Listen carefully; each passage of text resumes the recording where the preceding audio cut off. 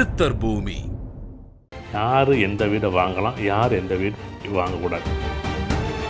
இப்போ நான் ஒரு எஸ்டிமேட்டை ஒன்றா இருக்கும், கட்டுறது ஒன்றா இருக்கும். முரண்பட்ட ஒரு வீட்டோட அமைப்பு சபாதாசம் நடந்துச்சுன்னா அப்போ தான் அந்த மனம் புது மனம் வாங்குவாங்க. புது மனம் இடம் விட்டு இடம் ஒரு பெரிய மாற்றம் உண்டு.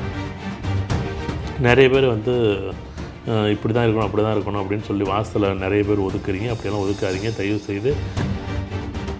அனைவருக்கும் வணக்கம். இந்த நாள் இனிய நாள். வாழ்வில் எல்லாரும் எல்லா வளம் பெற வேண்டும். எல்லாருக்கும் முக்கியமாக கேட்கக்கூடிய கேள்வி வீடு வாங்கலாமான்னு. சார் மேசராசி போதும் சார், ரிஷபராசி போதும் சார், எனக்கு கடகராசி போதும் சார். நீங்கள் எந்த ராசி போனாலும் சரி, வீடு வாங்கணுங்கிறது என்னுடைய தனிப்பட்ட விருப்பம், தனிப்பட்ட ஆசை, தனிப்பட்ட எண்ணம் அப்படிங்கிறது. ஆனால் சில நேரம் நம்ம ஆசைப்படவே இல்லை, நம்ம எப்படி வாங்கணுன்னே தெரியாது, எப்படி யாருக்கு எந்த ரூபத்தில் வந்துச்சுன்னே தெரியாது. இப்படி நிறைய கேள்விகள் நம்மளுக்குள்ளே இருக்கும். இங்கே இருக்கக்கூடிய எல்லாருக்குமே நீங்கள் வேணால் எழுதி வச்சிங்க. நிறைய பேர் நம்ம ஆசைப்பட்ட போது அந்த வீடு அமைஞ்சிருக்காது.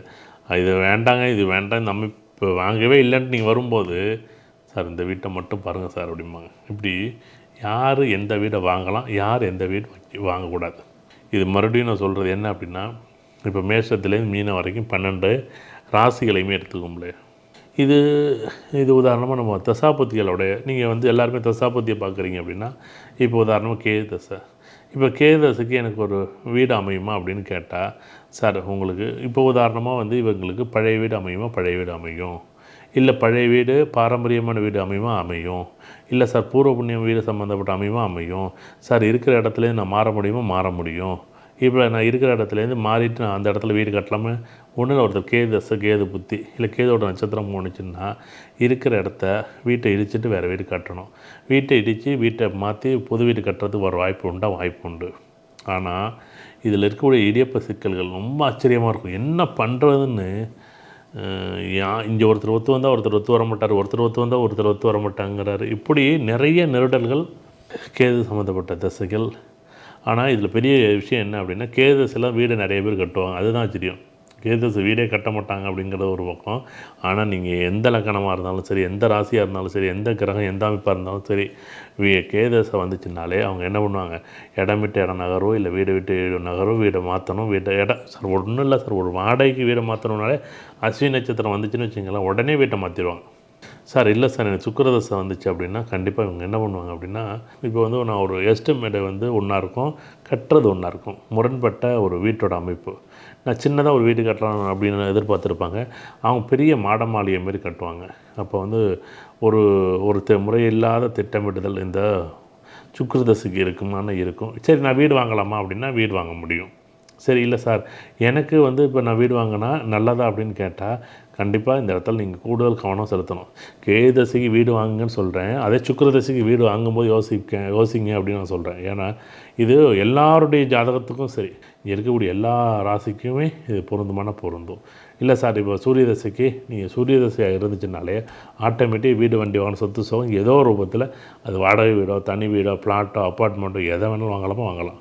அதே சந்திரதசை இப்போ இருக்குது, ரோஹிணி நட்சத்திரமோ இல்லை அஸ்த நட்சத்திரமோ இல்லை திருவோண நட்சத்திரமோ போனது அப்படின்னா கண்டிப்பாக நீங்கள் சந்திரதசையில் வீடு சம்மந்தப்பட்டது, இடம் சம்மந்தப்பட்டது, மனை சம்மந்தப்பட்டது அமையும். ஆனால் என்னென்னா ஒரு இடம் நிரந்தரமாக தங்குவீங்களான்னு கேட்டால் நிரந்தரமாக தங்க மாட்டீங்க. வீடு ஒரு இடத்துல இருக்கும், பையன் ஒரு இடத்துல இருப்பார், அம்மா ஒரு இடத்துல இருக்கும், அக்கா ஒரு இடத்துல, இப்படி ஒவ்வொருத்தரும் ஒவ்வொரு விதமாக இருப்பாங்க. அதே மாதிரி பார்த்திங்க அப்படின்னா சபாதசையில் எப்பயுமே ஒரே ஒரு விஷயம், சபாதசை நடந்துச்சுன்னா அப்போ தான் அந்த மனம் புது மனம் வாங்குவாங்க. புது மனம் இடம் விட்டு இடம் ஒரு பெரிய மாற்றம் உண்டு. ஆனால் இவங்க அவ்வளோ ஈஸியாக கட்டி முடிக்க மாட்டாங்க. பிரச்சனை இவங்களுக்கு அதிகமாக இருக்கும். சப்போஸ் இவங்களுக்கே இப்போ ராகுதசை இருக்குது அப்படின்னா இந்த வீடு எப்போ ஆரம்பிச்சிச்சு எப்படி முடிஞ்சிச்சுன்னே தெரியாமல் அந்த வீட்டோட அமைப்பு ஈஸியாக முடியும். அதே குருவோட நட்சத்திரமாக இருந்துச்சுன்னா இழுபறி நிலையை அப்படியே 3 வருஷம் 4 வருஷம் 5 வருஷம் 6 வருஷம் இப்படி கொண்டாந்து எடுத்துடுவாங்க. இழுபறி நிலையாக இருக்கும், பெருசாக அவங்க வேலையை முடிக்க முடியாது. அதே சனி தசையாக இருக்குது அப்படின்னா இவங்க என்ன பண்ணுவோம், இப்போ உதாரணமாக சனி தசையாக இருந்தால் பழைய வீடு கட்டின வீடு வாங்கிக்கலாம். இதே புதன் தசையாக இருக்குது அப்படின்னா இவங்க அப்பார்ட்மெண்ட்டு, ரொம்ப லேசி, ரொம்ப யதார்த்தமாக இப்போ இந்த நேரத்தில் நான் வந்து இதுதான், இப்போ எனக்கு கட்டின வீடு இருக்கா, பழைய வீடு இருக்கா, இல்லை இந்த அப்பார்ட்மெண்ட் இருக்கா, இப்படி ஒரு விஷயத்த ஈஸியாக எடுத்துக்குவாங்க. இதுக்கு போய் கஷ்டப்பட்டு நின்று அதை பண்ணி இதை பண்ணி அது இங்கே வீடு கட்டி முடிகிறது 2 வருஷம் ஆகும். ஆனால் பார்த்தீங்கன்னா 2 வருஷத்துக்கு முன்னாடியே பணத்தை கொடுத்துருப்பாங்க. இது என்னாலலாம் அது ஒத்து வராது, இதெல்லாம் வேண்டாம் அப்படின்னு இப்படியே இவங்க என்ன பண்ணுவாங்க, இவங்க தன்னை வந்து புதன் வந்து எப்பயுமே வந்து இந்த புதன் தசை வந்து ரொம்ப ஆச்சரியமாக இருக்கும். அதொட்டு வந்து தசாபுத்திகள் அடிப்படையில் நீங்கள் பலன் பார்க்குறீங்க அப்படின்னா இப்படி தான் நீங்கள் பார்க்கணும். இப்படி வந்து ஒவ்வொருத்தருக்கும் ஒவ்வொரு வீடு அமைப்பு இருக்கும், திசைகள் இருக்கும், திக்குகள் இருக்கும், பொருள்கள் இருக்கும், அமைப்பு வண்ணங்கள் இருக்கும். நிறைய பேர் வந்து இப்படி தான் இருக்கணும், அப்படி தான் இருக்கணும் அப்படின்னு சொல்லி வாசலில் நிறைய பேர் ஒதுக்குறீங்க. அப்படியெல்லாம் ஒதுக்காதீங்க. தயவு செய்து ஏஎல்பி லக்கணத்துக்கு உங்களுக்கு லக்கணம் எப்படி இருக்கோ அதுக்கு தகுந்த மாதிரி தான் உங்களுடைய அமைப்பை நீங்கள் பயன்படுத்திக்கணும். இல்லை எனக்கு மேற்கு பார்த்த திசை தான் வேணும், இல்லை கிழக்கு பார்த்தது வேண்டாம் அப்படின்னு சொல்லாதீங்க.